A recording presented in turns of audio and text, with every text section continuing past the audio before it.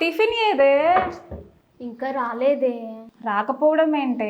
Tiffin తెమ్మని మా ఆయన్ని పంపించాను, తెస్తాడు. కానీ ఇంతకీ నువ్వు హైదరాబాద్లో ఎన్ని రోజులు ఉంటావు? షూర్గా చెప్పలేను, కానీ ఉన్నన్ని డేస్ మాత్రం నీ దగ్గరే ఉండాలనుకుంటున్నా. నీకు ఓకేనా?